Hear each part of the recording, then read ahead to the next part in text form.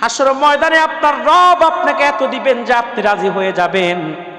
এই আয়াত যখন নাজিল হলো, রসুল বলল জিবরিল সাক্ষী থাকো, আর সাহাবায়ে কেরামদেরকে বলল সাহাবায়ে কেরাম তোমরা সাক্ষী থাকো, আমার উম্মতদেরকে জানায়া দিও ততক্ষণ পর্যন্ত আমি রসুল রাজি হব না যতক্ষণ আমার একজন আদনা ইমানদার উম্মত জাহান্নামে থাকবে। আল্লাহ বলবে হাবিব বিচার নিকাশ তো শেষ, রাজি তো? বলবেন না। বলবে কেন? বলবে আল্লাহ বিচার শেষ করেছেন, জান্নাতীরা জান্নাতে গিয়েছে, জাহান্নামীরা জাহান্নামে। আমার এমন কিছু উম্মত জাহান্নামের আগুনে জ্বলতেছে যাদের ঈমানটা ঠিক কিন্তু আমল নামে একটু ত্রুটি আছে, যাদেরকে আপনি মাঝে মধ্যে কবিরা গুনাহ করে ফেলেছে, শয়তানের পরচরে নামাজ তরক করেছে, রোজা ভঙ্গ করেছে, তওবা করে আসতে পারে না দুনিয়া থেকে, এই মানুষগুলা গুনাহের কারণে জ্বলতেছে। আমার একটা উম্মত জাহান্নামে থাকলে আমি আপনার উপর রাজি হব না। আল্লাহ এবার জাহান্নামের দরওয়ান মালিককে ডাক দিয়ে বলবেন, মালিক বন্ধুকে ওয়াদা দিয়েছি ততক্ষণ দিব যতক্ষণ না রাজি না হয়। বন্ধু আজকে আমার সাথে অভিমান করেছে, একটা উম্মত জাহান্নামে থাকলে রাজি হবে না, জাহান্নামের দরজা খুলে দাও, আমার হাবিবের যাকে মন চায় তাকে জাহান্নাম থেকে নিষ্কৃতি দিয়ে জান্নাতে পাঠিয়ে দিই। হাদিস সাক্ষী ইবনে মাজাতে হাদিস এসেছে, রাসূলুল্লাহ জাহান্নামের কিনারে যাবেন, গিয়ে দেখবেন উম্মতের কারো হাঁটু পর্যন্ত জ্বলেছে, কারো বুক কোমর পর্যন্ত জ্বলেছে, কারো বুক পর্যন্ত জ্বলেছে, কারো গলা পর্যন্ত জ্বলেছে। আল্লাহর পবিত্র সত্তার কসম করে যায়, বলে যায় বাসন্তী বাসী রাসূলুল্লাহর একজন ইমানদার উম্মতের চেহারার মধ্যে জাহান্নামের আগুন লাগবে না, চেহারার মধ্যে ঈমানের নূর চমকাতে থাকবে।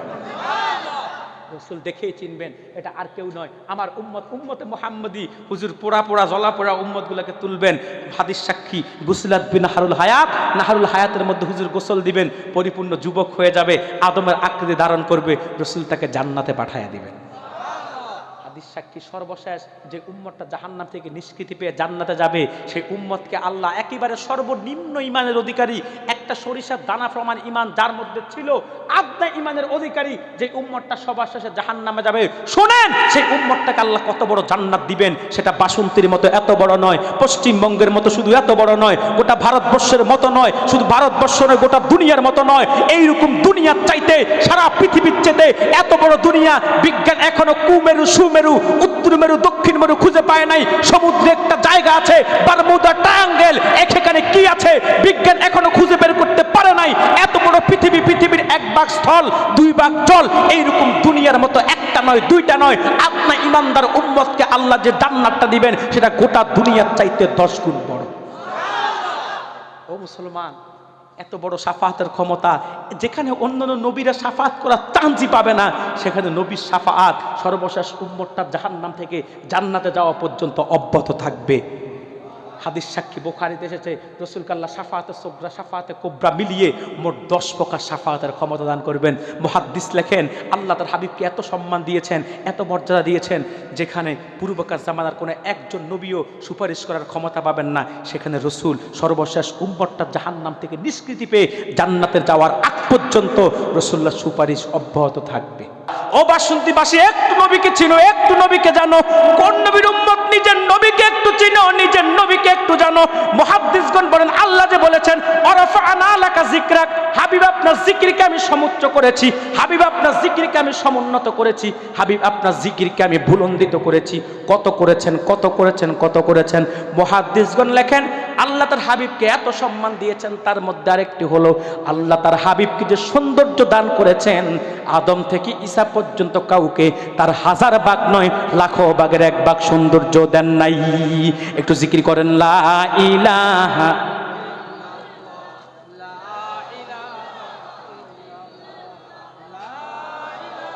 সুবহানাল্লাহ ওয়ালহামদুলিল্লাহ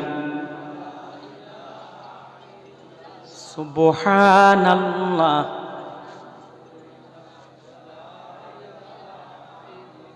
সুবহানাল্লাহ ওয়ালহামদুলিল্লাহ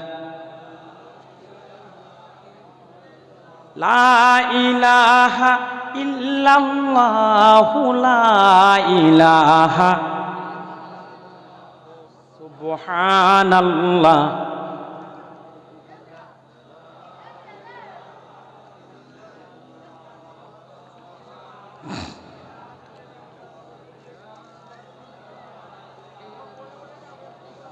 সুবহানাল্লাহ ওয়ালহামদুলিল্লাহ লা ইলাহা। আল্লাহ নামের জিকির করবে যারা, আল্লাহর কাছে প্রিয় তারা, আল্লাহর কাছে প্রিয় যারা, জান্নাতে প্রবেশ করবে তারা। লা ইলাহা,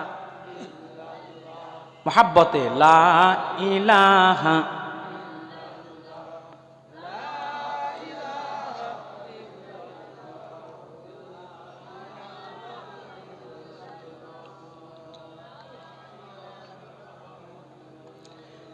লা ইলাহা ইল্লাল্লাহু মুহাম্মাদুর রাসূলুল্লাহ সাল্লাল্লাহু আলাইহি ওয়াসাল্লাম। কষ্ট হচ্ছে আপনাদের? আল্লাহ তাআলা তার হাবিবকে এমন কিছু স্পেশাল সম্মান দিয়েছেন, এমন কিছু স্পেশাল মর্যাদা দিয়েছেন যেগুলো অন্য কাউকে দেন নাই। সুবহানাল্লাহ বলবেন না? মুহাদ্দিসগণ লেখেন তার মধ্যে আরেকটি হলো আমার নূর নবীর সৌন্দর্য। আল্লাহ তার হাবিবকে, তার বন্ধুকে এমন সৌন্দর্য দিয়েছেন, আদম থেকে ঈসা পর্যন্ত পূর্বকার জামানার কোনো একজন নবীকে তার 1000 ভাগের 1 ভাগও দেন নাই। কত দিয়েছেন? কত দিয়েছেন? রসুল বলেছেন ইউসুফ নবী ছিল পৃথিবীর, এত সুন্দর ছিল ইউসুফ নবীকে আল্লাহ পৃথিবীর অর্ধ সৌন্দর্য দান করেছেন। আপনারা জানেন ইউসুফ নবী খুব সুন্দর ছিল। রসুল বলেছে ইউসুফকে আল্লাহ পৃথিবীর অর্ধ সৌন্দর্য দান করেছেন। ইউসুফ নবী ছিল সাদা সুন্দর, কি সুন্দর, আর আমার নূর নবী ছিল লাল সুন্দর। আচ্ছা বলেন তো দেখতে কোনটা ভাল লাগে, লালটা না সাদাটা? হ্যাঁ, লাল সুন্দরটা। লাল সুন্দরটা কেমন সুন্দর, দুধের মধ্যে আলটা ঢেলে দিলে যে একটা রং হয়, আমার নূর নবী এমন সুন্দর ছিলেন।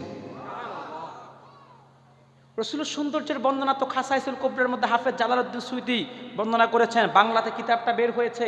যদি রসুলের সৌন্দর্য জানতে চান সাজেস্ট করে যাব, 2টা কিতাব পড়বেন, 2টা বই পড়বেন, একটা শামাইল তিরমিজি আর একটা খাসাইসুল কুবরা। এই 2টা পড়লে বুঝতে পারবেন যে আমার নবী কত সুন্দর ছিল। সুবহানাল্লাহ বলবেন না? খাসাইসুল কুবরার মধ্যে হাফেজ জালালউদ্দিন সুয়ুতী আম্মাজান আয়েশা সিদ্দিকা রাদিয়াল্লাহু তাআলা আনহা থেকে হাদিস বর্ণনা করেছেন রাসূলুল্লাহ সৌন্দর্যের ব্যাপারে। আম্মাজান আয়েশা যখন মিশরের মেয়েদেরকে পেল, আম্মাজান মিশরের মেয়েদেরকে বলল, ও মিশরের মেয়েরা, ইউসুফ নবীর সৌন্দর্যে মুগ্ধ হয়ে জুলাইখার সঙ্গী সাথীরা ফল কাটতে গিয়ে আঙ্গুল কেটে ফেলেছিল, তারা টের পায় নাই। শুনে রাখো মিশরের মেয়েরা, যদি জুলাইখার সঙ্গী সাথীরা আমার স্বামী মুহাম্মদ সাল্লাল্লাহু আলাইহি সাল্লামের নূরের কপাল মোবারকটা একবার দেখতো, আঙ্গুল নয়, তারা তাদের কলিজা কেটে ফেলতো, টের পেত না। আল্লাহ রাসূল কত সুন্দর ছিলেন। আম্মা জান রাসূলুল্লাহ জিসমের নূরের আলোতে হারিয়ে যাওয়া সুই পর্যন্ত খুঁজে পেয়েছেন। রসুল এত সুন্দর ছিলেন। আম্মাজান আয়েশা সিদ্দিকা রাদিয়াল্লাহু তাআলা আনহা সাহাবায়ে কেরামদেরকে ডাক দিয়ে বলেন, সাহাবায়ে কেরাম, তোমাদের একটা সূর্য আছে পূবে উদিত হয় পশ্চিমে অস্তমিত হয়, আমার একটা সূর্য আছে যেটা আল্লাহর হাবিব মসজিদে নববী থেকে আমার হুজরায় প্রবেশ করলে রাসূলুল্লাহর জিসমের আলোতে আল্লাহ আমার হুজরাকে আলোকিত করে দেন। রাসূলুল্লাহ কত সুন্দর ছিল। বুখারী 2য় খণ্ডের হাদিস। আনাস বিন মালিক বলেন, আল্লাহর হাবিব যখন খালেদ সাইফুল্লাহর জন্য হাত তুলে দোয়া করছেন, হাত্তা রাআইতু বায়াদা ইবতাইহি, আমরা দেখলাম রাসূলুল্লাহর বগল থেকে নূর চমকাচ্ছে। সুনান তিরমিজিতে হাদিস এসেছে, হাদিসটি শামাইল তিরমিজিতে এসেছে। সাহাবী বলেন, ইজা তাকাল্লামা রুইয়াকান নূর ইয়াখরুজু মিন বাইনি সানায়া, আমার নূর নবী যখন বেহেশতের হাসি হাসতেন, নূর নবীর 2 দাঁতের মাঝখান দিয়ে নূর বের হয়ে যেত। তাকবীরুল মিবাস মিন তাফসির ইবনে আব্বাসের মধ্যে রাসূলের আপন চাচাতো ভাই আব্দুল্লাহ ইবনে আব্বাস হাদিস বর্ণনা করেন। আব্দুল্লাহ ইবনে আব্বাস বলেন, আল্লাহর হাবিব এত সুন্দর ছিলেন, হুজুর যখন সূর্যের আলোর সামনে যেত, রাসূলুল্লাহর জিসমের নূর সূর্যের আলোর উপরে প্রভাব বিস্তার করত। হুজুর যখন পূর্ণিমা চাঁদের সামনে যেত, রাসূলুল্লাহর জিসমের নূর পূর্ণিমা চাঁদের আলোর উপরে প্রভাব বিস্তার করত। পূর্ণিমা চাঁদের সৌন্দর্য আমার নূর নবীর সৌন্দর্যের কাছে হার মানত। চাঁদের চেয়েও সুন্দর তুমি নবী আমার কামলিওয়ালা, চাঁদের চেয়েও সুন্দর তুমি নবী আমার কামলিওয়ালা, দু জাহানের বাদশা তুমি, পেয়ারা নবী সাল্লি আলা, চাঁদের চেয়েও সুন্দর তুমি নবী আমার কামলিওয়ালা। এত সুন্দর ছিলেন নূর নবী যে সৌন্দর্যের কোনো তুলনা ছিল না। মুহাদ্দিসগণ বলেন আল্লাহ তার হাবিবকে স্পেশাল যে কয়টা সম্মান দিয়েছেন তার মধ্যে আরেকটি হলো সৌন্দর্য। আল্লাহ তার হাবিবকে যে সৌন্দর্য দান করেছেন, পূর্বকার জামানার কোনো একজন নবীকেও আল্লাহ তার 1000 ভাগের 1 ভাগ সৌন্দর্য দান করেন নাই। সুবহানাল্লাহ বলবেন না? আল্লাহ তার হাবিবকে আরো কত সম্মান দিয়েছেন। মুহাদ্দিসগণ বলেন পূর্বকার জামানার যতগুলো নবী এসেছে আদম থেকে ঈসা পর্যন্ত, কাউকে আল্লাহ হাসর ময়দানে শাফাআতের ক্ষমতা দান করবেন না, কাউকে আল্লাহ হাসর ময়দানে শাফাআতের মালিক বানাবেন না। আফন রসুলকে আল্লাহ শাফাআতের মালিক বানায়া দিবেন। বিশ্বাস হয়? বিশ্বাস হয়? মনে রাখবেন মুসলমান, রসুল্লাহকে আল্লাহ কত বড় শাফাআতের ক্ষমতা দান করবেন আমি একটু ব্যাখ্যা দিচ্ছি। এই যে আমরা পৃথিবীতে আছি, একদিন আমাদেরকে চলে যেতে হবে। বিশ্বাস হয় না? থাকবেন কেউ? কে কে থাকবেন হাত তোলেন তো। হ্যাঁ, কাফের মুশরিক বেঈমান যারা, এরা মৃত্যুটাকে বিশ্বাস করে কিন্তু পরকালকে বিশ্বাস করে না, ঠিক কি না? আল্লাহ বলেছে কাইফা তাকফুরুনা বিল্লাহি ওয়া কুনতুম আমওয়াতান ফাআহইয়াকুম সুম্মা ইউমীতুকুম সুম্মা ইউহয়িকুম সুম্মা ইলাইহি তুরজাউন। তোমরা কেমন করে আল্লাহর কুদরতকে অস্বীকার করো? তোমরা ছিলে মৃত, আমি তোমাদেরকে জীবন দিয়েছি, আবার তোমরা মৃত্যুবরণ করবে, আমি আবার তোমাদেরকে জিন্দা করব। ইচ্ছাই হোক অনিচ্ছাই হোক আল্লাহর কাছে তোমাদেরকে প্রত্যাবর্তন করতে হবে। কিন্তু এটা আমাদের মুসলমানদের বিশ্বাসও। কিন্তু যারা পরকালে অবিশ্বাসী, জড়বাদী, বস্তুবাদী, তাদের কথা হচ্ছে যে আমরা পৃথিবীতে আছি, মোজ করব, মাস্তি করব, রং করব, তামাশা করব, আনন্দ করব, উল্লাস করব। একদিন মৃত্যু হবে, উই উইল বি ফিনিশড, আমরা পচে গলে শেষ হয়ে যাব, আর আমাদেরকে কেউ খুঁজে পাবে না। আমাদের বিশ্বাস আল্লাহর কাছে জবাবদিহিতা আছে না নাই? এই যে আমরা পৃথিবীতে আছি, একদিন চলে যেতে হবে। দাদা বাবা ইব্রাহিম চলে গেছে, বাবা আদম চলে গেছে, নিজের ঘরের বাবাও চলে গেছে, আমি আপনাকেও চলে যেতে হবে। আবার আমাদের পরবর্তী প্রজন্ম যারা, তারাও একদিন চলে যাবে। আর যখন কিয়ামত হয়ে যাবে তখন আর কেউ বাকি থাকবে না। আল্লাহ ইসরাফিল নামক একজন ফেরেশতাকে সৃষ্টি করেছেন যে তিনি সিংহে ফুৎকার দিলে কিয়ামত হবে।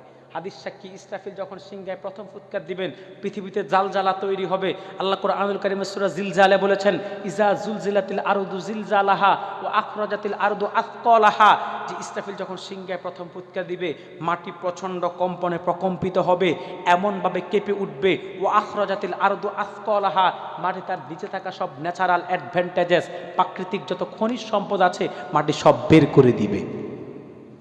এরপর ইসরাফিল যখন দ্বিতীয় ফুৎকার দিবে তখন কিয়ামত হয়ে যাবে, প্রত্যেকটা পানির রূহকে কবজ করা হবে। আল্লাহ মালাকুল মউতকে বলবে মালাকুল মউত সবার রূহকে কবজ করো, মানুষ জিন প্রাণীকুলের সবার রূহকে কবজ করা হবে। আল্লাহ বলবে মালাকুল মউত আর কে আছে? মালাকুল মউত বলবে আল্লাহ জিন জাতি শেষ, মানুষ শেষ, প্রাণীকুলের সব শেষ, আছে শুধু ফেরেশতা। আল্লাহ বলবে এক এক করে ফেরেশতাদের রূহকে কবজ করো। ভাইরা আমার, এক এক করে ফেরেশতাদের রূহকে কবজ করা হবে। এবার আল্লাহ ডাক দিয়ে বলে মালাকুল মউত আর কে বাকি আছে? মালাকুল মউত বলবে আল্লাহ 4 জন, জিব্রাইল, মিকাইল, ইসরাফিল আর আমি, মালাকুল মউত ছাড়া আর কেউ নাই। আল্লাহ বলে মালাকুল মউত এবার নিজের রূহটা নিজে কবজ করো। হাদিস শরীফের মধ্যে এসেছে আল্লাহ বলবে মালাকুল মউত জিব্রাইলের রূহকে কবজ করো, করা হবে। মিকাইলের রূহকে কবজ করো, করা হবে। ইসরাফিলের রূহকে কবজ করো, করা হবে। বলবে মালাকুল মউত আর কে আছে? বলবে আল্লাহ আপনি, যার মৃত্যু নাই, যার লয় নাই, যার ক্ষয় নাই, আর আমি আপনার গোলাম মালাকুল মউত আছি। আল্লাহ বলবে মালাকুল মউত এবার তুমি নিজের রূহকে নিজে কবজ করো। হাদিস সাক্ষী রসুল বলেছেন মালাকুল মউত ভয় পেয়ে যাবেন, তার কাঁপুনি ছুটে যাবে।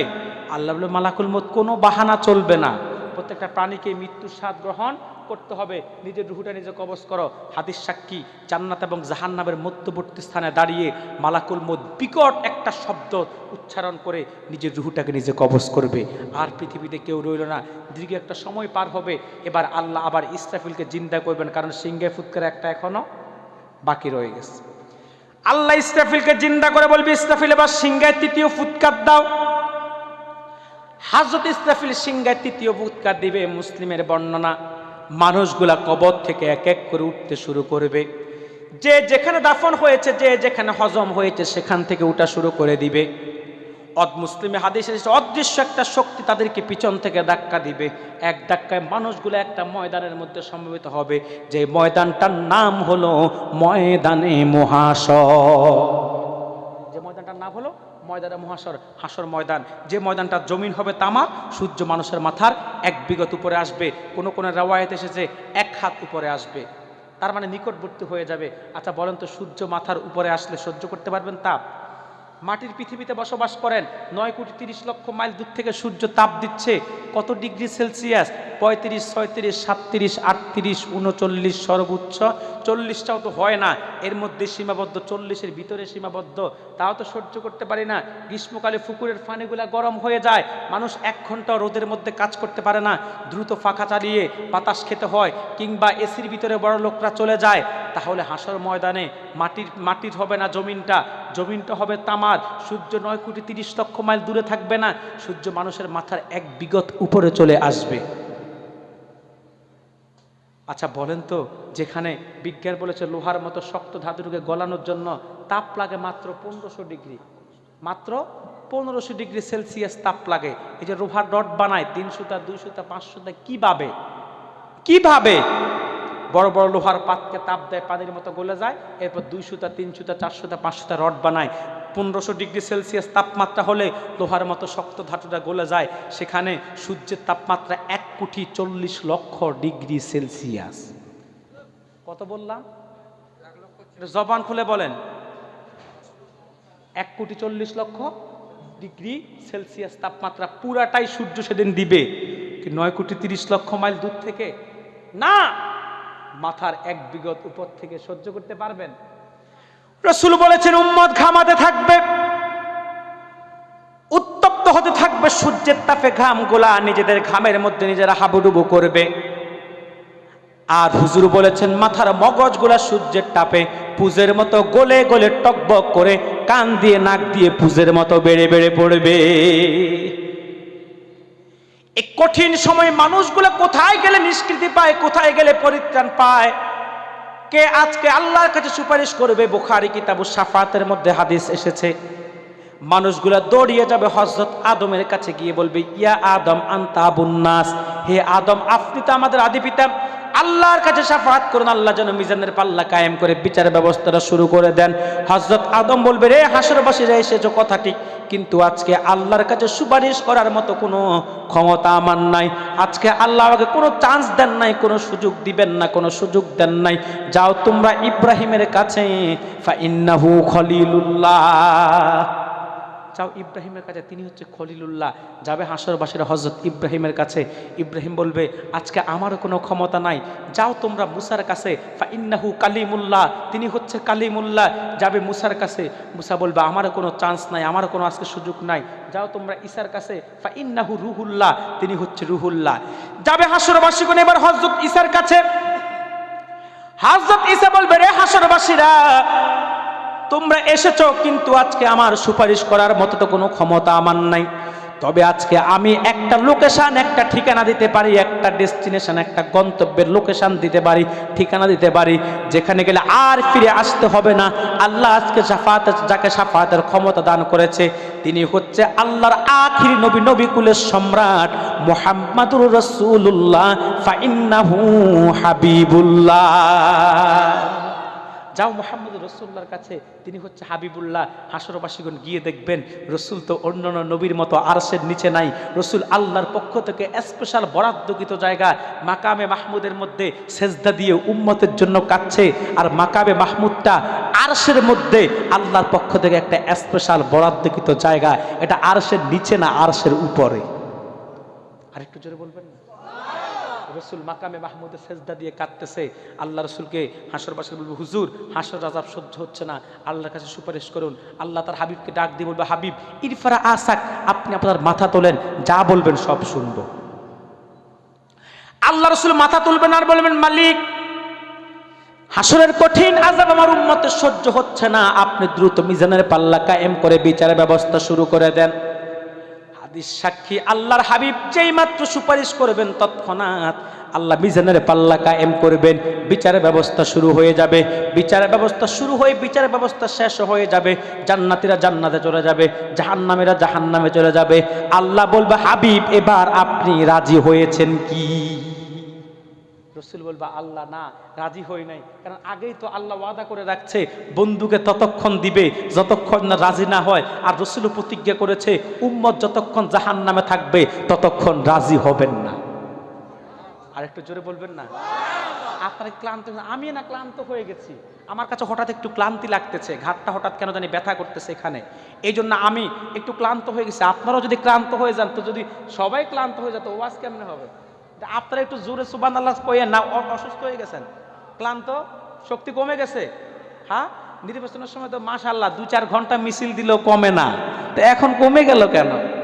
ঠিক কি না ভাইরা? আমার কাছে একটু হঠাৎ একটু অসুস্থতা বোধ হচ্ছে, আমার বাম পাশে ঘাটটা একটু ব্যথা করতেছে, এই জন্য আমি একটু কথাগুলো আস্তে বলতেছি, তবে আপনারা আস্তে কইেন না। রাজি আছেন তো? আর বেশিক্ষণ, আর অল্প কিছুক্ষণ সময় আমি দিব। প্রিয় ভাইরা, শুধু মূল বিষয়টা একটু শেষ করি, কষ্ট হচ্ছে না তো? প্রিয় ভাইয়েরা আমার, কারণ আল্লাহ তো আগেও ওয়াদা করেছে, রাসূল প্রতিজ্ঞাবদ্ধ হয়েছে, উম্মত জাহান্নামে একটা থাকলেও রাজি হবে না। আল্লাহ তাআলা হাবিবকে সূরা দুহার মধ্যে ওয়াদা দিয়েছেন, ওয়াদ-দুহা ওয়াল-লাইলি ইযা সাজা মা ওয়াদ্দাআকা রাব্বুকা ওয়া মা ক্বালা ওয়ালাল আখিরাতু খায়রুন লাকা মিনাল উলা ওয়ালা সাউফা ইউতিকা রাব্বুকা ফাতারদা। সুবহানাল্লাহ বলবেন না? আল্লাহ তাআলা বলেন, ওয়ালা সাউফা ইউতিকা রাব্বুকা ফাতারদা।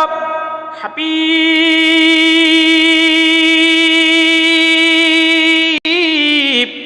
হাসর ময়দানে আপনার রব আপনাকে এত দিবেন যে আপনি রাজি হয়ে যাবেন।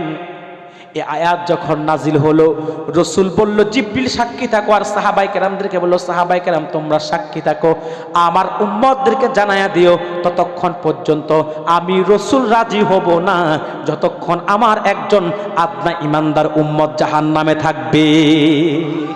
আল্লাহ বলবে, হাবিব বিচার নিকাশ তো শেষ, রাজি তো? বলবেন না। বলবে কেন? বলবে আল্লাহ বিচার শেষ করেছেন, জান্নাতীরা জান্নাতে গিয়েছে, জাহান্নামীরা জাহান্নামে। আমার এমন কিছু উম্মত জাহান্নামের আগুনে জ্বলতেছে যাদের ঈমানটা ঠিক কিন্তু আমল নামে একটু ত্রুটি আছে, যাদেরকে আপনি মাঝে মধ্যে কবিরা গুনাহ করে ফেলেছে, শয়তানের পরচরে নামাজ তরক করেছে, রোজা ভঙ্গ করেছে, তওবা করে আসতে পারে না দুনিয়া থেকে, এই মানুষগুলা গুনাহের কারণে জ্বলতেছে। আমার একটা উম্মত জাহান্নামে থাকলে আমি আপনার উপর রাজি হব না। আল্লাহ এবার জাহান্নামের দারোয়ান মালিককে ডাক দিয়ে বলবেন, মালিক বন্ধুকে ওয়াদা দিয়েছি ততক্ষণ দিব যতক্ষণ না রাজি না হয়। বন্ধু আজকে আমার সাথে অভিমান করেছে, একটা উম্মত জাহান্নামে থাকলে রাজি হবে না, জাহান্নামের দরজা খুলে দাও, আমার হাবিবের যাকে মন চায় তাকে জাহান্নাম থেকে নিষ্কৃতি দিয়ে জান্নাতে পাঠিয়ে দিই। হাদিস সাক্ষী ইবনে মাজাতে হাদিস এসেছে, রাসূলুল্লাহ জাহান্নামের কিনারে যাবেন, গিয়ে দেখবেন উম্মতের কারো হাঁটু পর্যন্ত জ্বলেছে, কারো বুক কোমর পর্যন্ত জ্বলেছে, কারো বুক পর্যন্ত জ্বলেছে, কারো গলা পর্যন্ত জ্বলেছে। আল্লাহর পবিত্র সত্তার কসম করে যায়, বলে যায় বাসন্তী বাসি, রাসূলুল্লাহর একজন ইমানদার উম্মতের চেহারার মধ্যে জাহান্নামের আগুন লাগবে না, চেহারার মধ্যে ঈমানের নূর চমকাতে থাকবে। রসুল দেখেই চিনবেন এটা আর কেউ নয়, আমার উম্মত, উম্মতে মুহাম্মদী। হুজুর পোড়া পোড়া জ্বলা পোড়া উম্মতগুলোকে তুলবেন।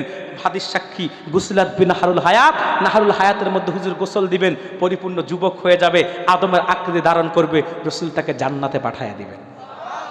হাদিস সাক্ষী সর্বশেষ যে উম্মতটা জাহান্নাম থেকে নিষ্কৃতি পেয়ে জান্নাতে যাবে, সেই উম্মতকে আল্লাহ একেবারে সর্বনিম্ন ইমানের অধিকারী, একটা সরিষার দানা প্রমাণ ইমান যার মধ্যে ছিল, আদনা ইমানের অধিকারী যে উম্মতটা সবার শেষে জাহান্নামে যাবে, শোনেন সেই উম্মতটাকে আল্লাহ কত বড় জান্নাত দিবেন, সেটা বাসন্তীর মতো এত বড় নয়, পশ্চিমবঙ্গের মতো শুধু এত বড় নয়, গোটা ভারতবর্ষের মতো নয়, শুধু ভারতবর্ষ নয় গোটা দুনিয়ার মতো নয়, এইরকম দুনিয়ার চাইতে সারা পৃথিবীর চেয়ে এত বড় দুনিয়া বিজ্ঞান এখনো কুমেরু সুমেরু উত্তর মেরু দক্ষিণ মেরু খুঁজে পায় নাই। সমুদ্রে একটা জায়গা আছে বারমুডা ট্রায়াঙ্গেল, এখানে কি আছে বিজ্ঞান এখনো খুঁজে বের করতে পারে নাই। এত বড় পৃথিবী, পৃথিবীর এক ভাগ স্থল দুই ভাগ জল, এইরকম দুনিয়ার মতো একটা নয় দুইটা নয়, আপনার ইমানদার উম্মতকে আল্লাহ যে জান্নাতটা দিবেন সেটা গোটা দুনিয়ার চাইতে 10 গুণ বড়। ও মুসলমান, এত বড় শাফাআতের ক্ষমতা, যেখানে অন্যান্য নবীরা শাফাআত করার চান্সই পাবে না, সেখানে নবীর শাফাআত সর্বশেষ উম্মতটা জাহান্নাম থেকে জান্নাতে যাওয়া পর্যন্ত অব্যাহত থাকবে। হাদিস সাক্ষী বুখারীতে এসেছে, রাসূল কাল্লা শাফাআতে সুগরা শাফাআতে কুবরা মিলিয়ে মোট 10 প্রকার শাফাআতের ক্ষমতা দান করবেন। মুহাদ্দিস লেখেন, আল্লাহ তার হাবিবকে এত সম্মান দিয়েছেন, এত মর্যাদা দিয়েছেন, যেখানে পূর্বকার জামানার কোনো একজন নবীও সুপারিশ করার ক্ষমতা পাবেন না, সেখানে রাসূল সর্বশেষ উম্মতটা জাহান্নাম থেকে নিষ্কৃতি পেয়ে জান্নাতে যাওয়ার আগ পর্যন্ত রাসূলুল্লাহ সুপারিশ অব্যাহত থাকবে। ও মুসলমান, আল্লাহ যে বলেছেন অরফাআনা আলাকা যিকরাক, হাবিব আপনার জিকিরকে, আপনার সম্মানকে, আপনার ইজ্জতকে, আপনার মর্যাদাকে আমি সমুচ্চ করেছি, সমুন্নত করেছি। কত করেছেন? এত সম্মান ছিল আমার নবীর, এত মর্যাদা ছিল আমার নবীর। যেই নবীর এত মর্যাদা, এত সম্মান, যেই নবীর শুধু নবীর মর্যাদা তা না, নবীর খাতিরে উম্মতের মর্যাদাকে আল্লাহ বাড়িয়ে দিয়েছে। এত মর্যাদা, এত মর্যাদা, যেমন নবী তেমন উম্মত, শানের কোনো অভাব নাই। এই জন্যই তো পূর্বকার জামানার নবীরা পর্যন্ত আল্লাহর কাছে দরখাস্ত করেছে, উম্মতে মুহাম্মদী বানাও, উম্মতে মুহাম্মদী বানাও। এর মধ্যে কেউ চান্স পেয়েছে, কেউ চান্স পায় নাই। ঠিক কিনা? ঠিক কিনা? দালাইলুন নবুওয়াতে হাদিস এসেছে, বুখারী শরীফের প্রসিদ্ধ রাবি মুকাতিল ইবনে সুলাইমান থেকে হাদিস এসেছে। মুকাতিল ইবনে সুলাইমান বলেন, বনী ইসরাইলের সবচেয়ে বড় পয়গাম্বর, উলিল আজম পয়গাম্বর যিনি, হযরত মুসা কালিমুল্লাহ, তিনি যখন তাওরাত কিতাবের মধ্যে একদল উম্মতের শান পেলেন, আল্লাহর কাছে বলে, আল্লাহ একদল উম্মতের শান পাই, যেই উম্মতকে তুমি হাসর ময়দানে শাফাআতের ক্ষমতা দান করবে, যেই উম্মতকে তুমি হাসর ময়দানে সুপারিশের সুযোগ দিবে, আল্লাহ এই উম্মতটা তুমি আমি মুসার উম্মত বানায়া দাও। আর একটু জোরে বলবেন না? আল্লাহ বলেন, না না মুসা, যেই উম্মতটাকে আমি হাসর ময়দানে শাফাআতের ক্ষমতা দান করব, এটা তোমাকে দেওয়ার কোনো সুযোগ নাই, কারণ এটা আমার হাবিব মুহাম্মদ সাল্লাল্লাহু আলাইহি ওয়াসাল্লামের উম্মতের প্রথম বৈশিষ্ট্য। আমরা যে সুপারিশ করবে বিশ্বাস আছে?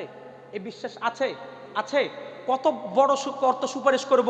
সুনান তিরমিজিতে হাদিস এসেছে, রাসূল বলেছেন, আমার যে ইমানদার উম্মত কোরআনুল কারীমকে সিনায় ধারণ করবে, ফাহাল্লা হালালাহু ওয়া হাররামা হারামাহু, কোরআনের হালালগুলোকে হালাল বলে গ্রহণ করবে, হারামগুলোকে হারাম বলে বর্জন করবে, আল্লাহ তাকে ওই রকম 10 জনকে জাহান্নাম থেকে সুপারিশ করে জান্নাতে নেওয়ার সুযোগ দিবেন, নিকট আত্মীয়দের মধ্য থেকে, যে 10 জনের উপর জাহান্নামের আযাব ওয়াজিব হয়ে গেছে। আর একটু জোরে বলবেন না? মুসা কয়, আল্লাহ যে উম্মতটাকে তুমি শাফাআতের সুযোগ দিবা, এই উম্মতটা আমারে দাও। আল্লাহ কয়, না মুসা, চান্স নাই, চান্স নাই, এটা আমার হাবিবের উম্মতের প্রথম বৈশিষ্ট্য, মানে আমাদের। সুবহানাল্লাহ বলবেন না? এবার মুসা নবী আরেক দল নবীর উম্মতের পরিচয় পায়, আরেক দল উম্মতের পরিচয় পায়, যারা নামাজ পড়লে গুনাহ মাফ হয়ে যাবে। মুসা কয়, আল্লাহ নামাজ পড়লে যাদের গুনাহ মাফ হয়ে যাবে, এই উম্মতটা আমারে দাও। আল্লাহ কয়, না মুসা, নামাজ পড়লে যাদের গুনাহ মাফ হবে, এটা আমার হাবিবের উম্মতের দ্বিতীয় বৈশিষ্ট্য। মানে আমাদের, আমরা নামাজ পড়লে আমাদের পূর্বকার সময়ের গুনাহ মাফ করে দেন কে? বুখারী, মুসলিম, মিশকাতুল মাসাবি প্রথম খণ্ডের কিতাবুস সালাতের হাদিস। হযরত আবু হুরায়রা বলেছেন, রাসূলুল্লাহ বলেছেন, কোনো ইমানদার যখন ফজর নামাজ পড়ার পরে জোহর পর্যন্ত এই সময়ের মধ্যে কোনো গুনার কাজ করে ফেলে, জোহর পড়লেই আল্লাহ তার বিগত সময়ের গুনাহগুলো ক্ষমা করে দেন।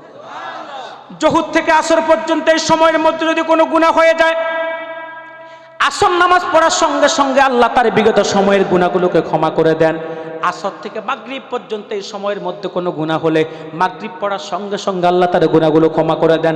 মাগরিব থেকে এশা পর্যন্ত এই সময়ের মধ্যে কোনো গুনাহ হলে এশার নামাজ পড়ার সঙ্গে সঙ্গে আল্লাহ তার জীবনের গুনাহগুলো ক্ষমা করে দেন। এক জুমা থেকে আরেক জুমা পর্যন্ত এক সপ্তাহের মধ্যে যদি কোনো গুনাহ হয়ে যায়, রুমার নামাজ পড়ার সঙ্গে সঙ্গে গত এক সপ্তাহের গুনাহকে আল্লাহ ক্ষমা করে দেন। সগীরা গুনাহ, কবিরা না। কবিরা গুনার জন্য তাওবা লাজেম, তাওবা সত্য। সগীরা গুনাহকে আল্লাহ ক্ষমা করে দেন। এক রমজান থেকে আরেক রমজান পর্যন্ত এক বছরের মধ্যে যদি কোনো সগীরা গুনাহ হয়ে যায়, রমজানের রোজা 30টা আদায় করার সঙ্গে সঙ্গে আল্লাহ তাআলা গোটা এক বছরের সগীরা গুনাহকে ক্ষমা করে দেন। রজবে শাবানে বরকত দাও, রমজান মাসে গুনাহ জরাও। রজবে শাবানে বরকত দাও, রমজান মাসে গুনাহ জরাও। সপ্তাহ জুড়ে তুমি বরকত দাও, সপ্তাহ জুড়ে তুমি বরকত দাও। জুমার দিনে তুমি গুনাহ জরাও। রজব শাবানে বরকত দাও, রমজান মাসে গুনাহ জরাও। মুসা কয়, আল্লাহ যে উম্মতটা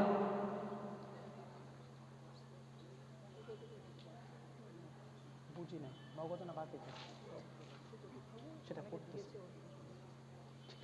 প্রিয় সুধী, যেই উম্মতটাকে যে উম্মতটাকে নামাজ পড়লে গুনাহকে ক্ষমা করে দিবে, এই উম্মতটা আমার উম্মত বানায়া দাও। আল্লাহ কয় মুসা সুযোগ নাই, এটা আমার হাবিবের উম্মতের দ্বিতীয় বৈশিষ্ট্য।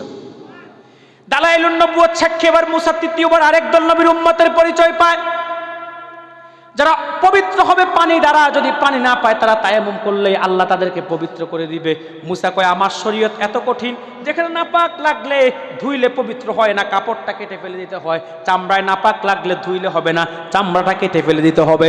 এত কঠিন শরীয়ত আমার, এত কঠিন শরীয়ত আমার। সেখানে এমন একদল নবীর উম্মত আসবে, এমন একদল উম্মত আসবে যেই নবীর উম্মতকে পবিত্র হওয়ার জন্য পানি প্রয়োজন হবে। পানি না পাইলে মাটি দিয়ে তায়াম্মুম করলে তাদেরকে তুমি পবিত্র করে দিবা। আল্লাহ এই উম্মতটা আমি মুসার উম্মত বানায়া দাও। আল্লাহ কয় না না মুসার, এটা আমার হাবিবের উম্মতের তৃতীয় বৈশিষ্ট্য। এবার মুসা নবী আরেক দল উম্মতের পরিচয় পায়, যারা নেক কাজের নিয়ত করলে 1 গুণ সওয়াব আল্লাহ দিয়ে দেন, নেক কাজটা বাস্তবায়ন করলে 10 থেকে 700 গুণ সওয়াব আল্লাহ দিয়ে দেন। আর গুনার কাজের নিয়ত করলে কোনো গুনাহ লেখা হয় না, গুনার কাজটা বাস্তবায়ন করলে আল্লাহ একটা গুনার জন্য একটা গুনাহ লেখা হয়, বেশি নয়। মুসা কয় আল্লাহ এই উম্মতটা আমারে দেন। আল্লাহ কয় না মুসা, এটা আমার হাবিবের উম্মতের চতুর্থ বৈশিষ্ট্য। সুবহানাল্লাহ বলবেন না? এবার মুসা নবী আরেক দল উম্মতের পরিচয় পায়, যেই উম্মতের 70,000 আলেমকে বিনা হিসাবে আল্লাহ জান্নাত দিবেন।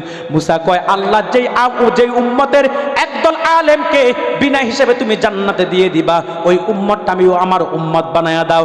আল্লাহ কয় না না মুসা রে, এটা আমার হাবিবের উম্মতের পঞ্চম বৈশিষ্ট্য। এবার মুসা নবী আরেক দল উম্মতের পরিচয় পায়, যারা কানা দাজ্জালের বিরুদ্ধে জিহাদ করবে। মুসা কয় আল্লাহ এই উম্মতটা আমার উম্মত বানাও। আল্লাহ কয় না না মুসা রে, এটা আমার হাবিবের উম্মতের ষষ্ঠ বৈশিষ্ট্য। এবার মুসা আরেক দল উম্মতের পরিচয় পায়, যারা হবে মুস্তাজাবুদ দাওয়াত। দোয়া করলেই যাদেরকে আল্লাহ কবুল করে নেবেন, হাত তুলে দোয়া করলেই আল্লাহ যাদের দোয়া কবুল করে নেবেন, মুস্তাজাবুদ দাওয়াত। ওই যে যেমনটা ছিল ফুরফুরার মুজাদ্দিদে জামান দাদা হুজুর পীর কেবলা রহমতুল্লাহ আলাইহি, যেমনটা ছিল বসিরহাটের হুজুর আল্লামা রহমতুল্লাহ আলাইহি, আমার বাংলার সারসিনার পীর নেসারউদ্দিন রহমতুল্লাহ আলাইহি, জোনপুরের কারামতের জোনপুরি রহমতুল্লাহ আলাইহি, ওই যে আসামে যিনি শুয়ে আছে ইয়াকুব আলী বদরপুরি রহমতুল্লাহ আলাইহি, সিলেটকে ধন্য করে যিনি শায়িত ফুলতলি সাহেব কেবলা রহমতুল্লাহ আলাইহি, মানিকতলায় কলকাতায় যিনি শুইত আছে রাসূল নমা সুফিপাত দিলে ওয়াইসি, চাইলে যিনি রসুলের দিদার ঘটাতে পারত। এইরকম মুস্তাজাবুদ উম্মত থাকবে, মুস্তাজাবুদ দাওয়াত, যারা দোয়া করলে আল্লাহ কবুল করে নিবে। মুসা কয় আল্লাহ এই উম্মতটা আমার উম্মত বানায়া দাও। আল্লাহ কয় না না মুসা, যেই উম্মতের মধ্য থেকে মুস্তাজাবুদ দাওয়াত থাকবে, যারা দোয়া করলে আল্লাহ কবুল করে নিবে, এটা আমার হাবিবের উম্মতের সপ্তম বৈশিষ্ট্য। এবার মুসা নবী সর্বশেষ আরেক দল উম্মতের পরিচয় পায়, যাদের কাজ তা'মুরুনা বিল মা'রুফ ওয়া তানহাউনা আনিল মুনকার, যারা মানুষদেরকে সৎ কাজে আদেশ দিবে, অসৎ কাজে বাধা দিবে। মুসা কয় আল্লাহ এই উম্মতটা আমার উম্মত বানায়া দাও। আল্লাহ কয় না মুসা, চান্স নাই, এটা আমার হাবিবের উম্মতের অষ্টম বৈশিষ্ট্য।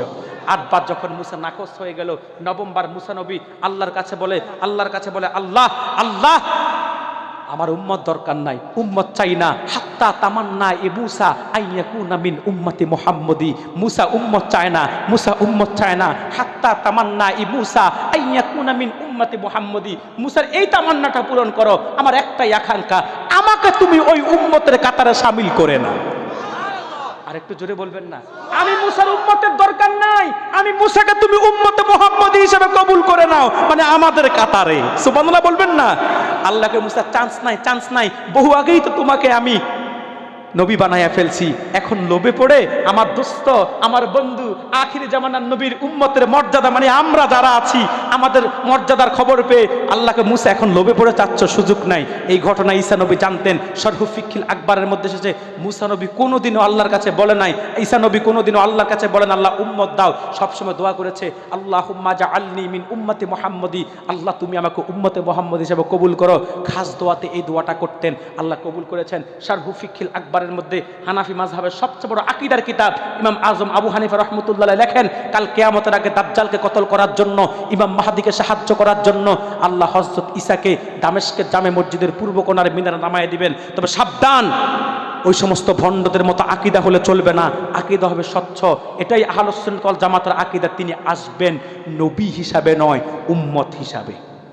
তার পরিচয় থাকবে সাবেক নবী রানিং উম্মতে মুহাম্মদী। তাহলে মুসা যেখানে এই নবীর উম্মত হওয়ার চান্স পায় না দরখাস্ত করে, ঈসা দরখাস্ত করে চান্স পেয়েছে।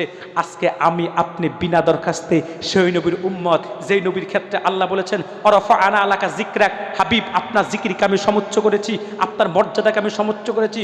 ও মুসলমান, এই নবীর উম্মত, এই নবীর উম্মতের মর্যাদা শুধু নবীর সম্মানের কারণে, উম্মতের সম্মানও বেড়ে গিয়েছে। কত বেড়েছে? ওই যে জজ বার্নার্ড শুকে সাংবাদিকরা প্রশ্ন করেছিল, জজ বার্নার্ড শু বলুন তো পৃথিবীতে সর্বশ্রেষ্ঠ কারা? জজ বার্নার্ড শু বলল বলা যাবে না, কারণ তিনি তো অন্য ধর্মের। বললো বলা যাবে না, বলে বলতেই হবে। আপনি যেটা বলবেন আগামীকালের পত্রিকায় সেটাই পাবলিশ হবে, কারণ আপনি 10 জনের একজন, আপনার কথার দাম আছে, আপনার কথার গ্রহণযোগ্যতা আছে, বলতে হবে পৃথিবীর শ্রেষ্ঠ কারা।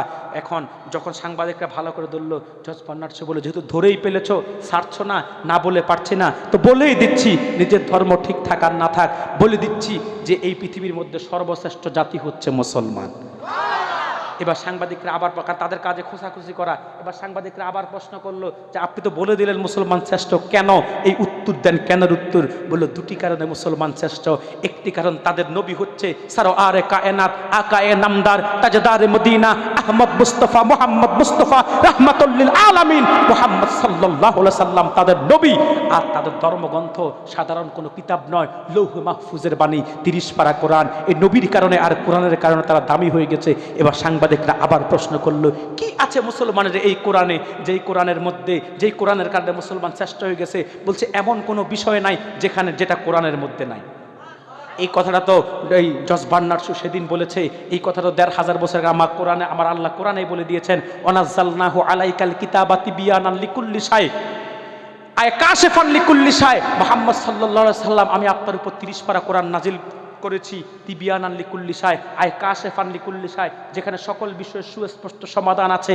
আকাশের উপরের কথা আছে, তার নিচের কথা আছে, জমিনের উপরের কথা আছে, তার নিচের কথা আছে, ইতিহাসের কথা আছে, বিজ্ঞানের কথা আছে, বিজ্ঞানের যত শাখা, কি ফিজিক্স, কি কেমিস্ট, কি বায়োলজি, কি হিলোজি, কি কসমোলজি, কি ভূতত্ত্ব, কি নৃতত্ত্ব, কি ভুটানিক, একটা মানুষের ইহজাগতিক কল্যাণ এবং পরজাগতিক মুক্তির জন্য যত কথা, যত নীতি, কি অর্থনীতি, কি ব্যক্তিনীতি, কি সমাজনীতি, কি সংসার নীতি, কি যুদ্ধনীতি, কি নারী নীতি, কি শিক্ষানীতি, কি রাষ্ট্রনীতি, কি পররাষ্ট্রনীতি, সব কথা আমি আল্লাহ খুলে খুলে 30 পারা কোরআনের মধ্যে বর্ণনা করেছি।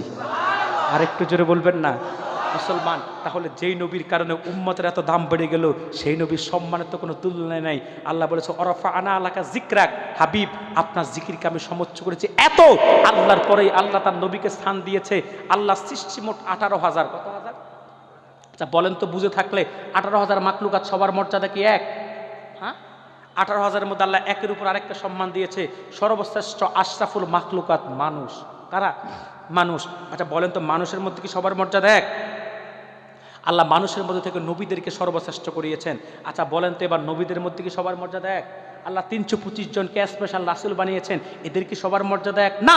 25 জনের আলোচনা আল্লাহ কোরআনে করেছেন, এদের মধ্যে সবার মর্যাদা এক নয়। 5 জনকে আল্লাহ উলিল আজম পয়গম্বর বানিয়েছেন, এই 5 জনের মধ্যে সবার মর্যাদা এক নয়। যিনি সকল নবীদেরও নবী, যিনি সবার সেরা, যিনি সকল নবীদেরও নবী, যিনি আল্লাহর পরে যার মাকাম, আল্লাহর পরে যা স্থান, আল্লাহর পরে যা সম্মান, আল্লাহর পরে যা স্থান করে দিয়েছেন আল্লাহ, যিনি সৃষ্টির মধ্যে সবার সেরা, আল্লাহ হচ্ছেন খালেক। খালেক হিসেবে আল্লাহ যেমন তুলনা নাই, রাসূল হচ্ছে মাখলুক, মাখলুক হিসেবে রাসূলের কোনো তুলনা নাই। তিনি হচ্ছে আমার নবী, আপনার নবী, সারওয়ারে কায়নাত মুহাম্মদুর রাসূলুল্লাহ, যার ব্যাপারে এতক্ষণ বলেছিলাম। আল্লাহ বলেছে ওয়ারাফা'না আলাকা যিকরাক, হাবিব আপনার জিকিরকে আমি সমুচ্চ করেছি, সমুন্নত করেছি, বুলন্দিত করেছি।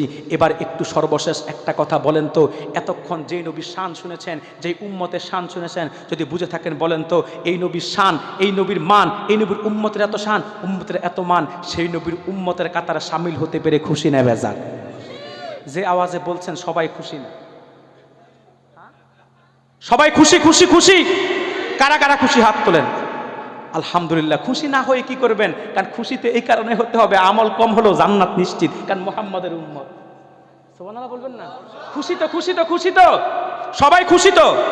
ও না, যে আওয়াজ দিচ্ছেন ম্যান করে, মনে হয় 2 দিন খায় না। মুসা দরখাস্ত করে উম্মত হয় না, ঈসা দরখাস্ত করে চান্স পাইছে, আপনি আমি বিনা দরখাস্ত। খুশি না বেজার? চিৎকার দিয়ে বলো খুশি না বেজার? যদি খুশি হয়ে থাকেন, আল্লাহ এত বড় নিয়ামতটা আমাকে দিয়েছে, আপনাকে দিয়েছে, এই নিয়ামতের শুকরিয়া আদায় করার দরকার আছে না নাই? নিয়ামতের শুকরিয়া আদায় করবো তো? করবো তো? নিয়ামতের শুকরিয়া আদায় করলে নিয়ামত বাড়িয়ে দেন। ও মুহাম্মদের উম্মতরা, ও রাসূলের উম্মতরা, শুনে রাখেন, যেই নবীর উম্মত আজকে আল্লাহ আমাকে আপনাকে বিনা দরখাস্তে বানিয়েছেন, সেই নবীকে ভালোবাসার দরকার আছে না নাই? সেই নবীকে মহাব্বতের দরকার আছে না নাই? যে আল্লাহ বিনা দরখাস্তে আমাদেরকে নবীর উম্মত বানিয়েছে, সে আল্লাহ শুকরিয়া আদায় করার দরকার আছে না নাই? যদি করে থাকেন, আমি মুসাফিরের দোয়া কিন্তু কবুল হয়। আল্লাহ বলেছেন, 3 ব্যক্তির হাতকে আল্লাহ ফিরিয়ে দেন না, একদল মাজলুম, আরেক দল অসুস্থ রুগ্ন ব্যক্তি, আরেক দল হচ্ছে মুসাফির। 3 শ্রেণীর, এক শ্রেণীর মধ্যে আমিও আছে, মুসাফির। এবং অনেক দূর থেকে এসেছি, এই তো চলে যাচ্ছে, আর 2 দিন আছে আপনার দেশে, আর কখনো দেখা হবে কিনা আল্লাহ ভালো জানে, আর কখনো আসবো কিনা আল্লাহ ভালো জানে। এমনও হতে পারে এই মুসাফিরের সাথে কারো জীবনের এটা শেষ মাহফিল হতে পারে, আগামী বছর পর্যন্ত আমি নাও থাকতে পারি, আপনাদের মধ্যে কেউ না থাকতে পারে, মাহফিল হবে কি হবে না সেটা আল্লাহ ভালো জানে। তো সব মিলিয়ে এই মুসাফিরের সাথে দোয়া করে বিদায় নেবেন, রাজি আছেন তো? মুসাফির একটু হাত তুলবো, এই হাত তুলে বিদায় দেওয়ার আগে এই চেয়ার থেকে আমি উঠার আগ পর্যন্ত উঠবেন না তো কেউ, ইনশাল্লাহ?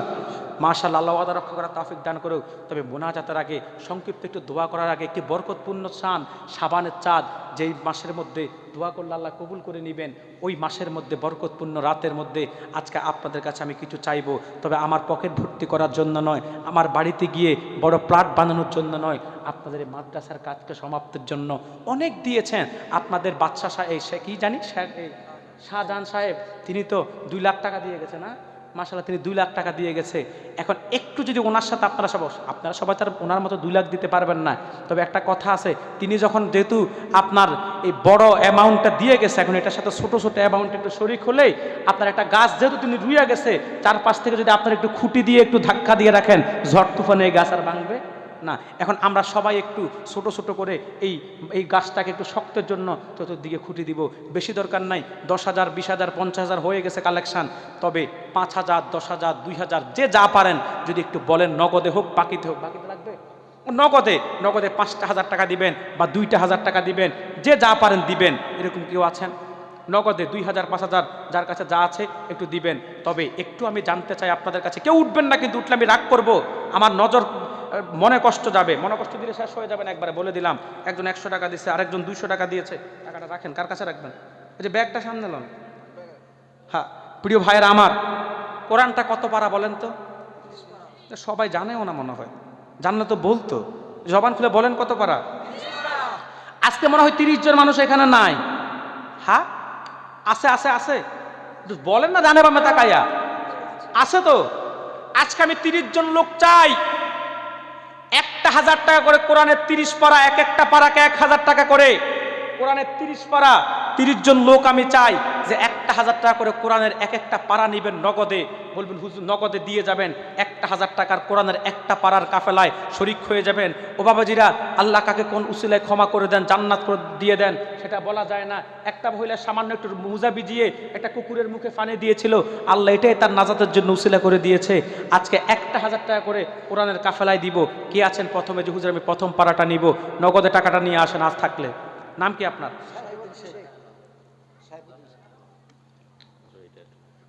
টাকা কই? হ্যাঁ, ও আচ্ছা, ফোন পে। কি বিন্দে হালদার, পিতা রঞ্জন হালদার, ঠিকানা ঠাকুরদানি, ঠাকুমা ঠাকুরদা, ওদের সিস্টেমে দাদা দাদি না, আর দাদা দাদি আত্মার মাগফিরাতের জন্য 10,000। এই লেখে কেউ? আর দাদা দাদির আত্মার মাগফিরাতের জন্য 10,000 টাকা, বলেন মারহাবা। মুসলমান শব্দ লেখার ক্ষেত্রে সর্বোচ্চ সংযত থাকতে হবে। প্রিয় ভাইয়েরা আমার, এরপরে কে আছেন নগদে? নাম কি ভাইয়ের? সাহেব দিয়ে দিচ্ছেন না দিবেন?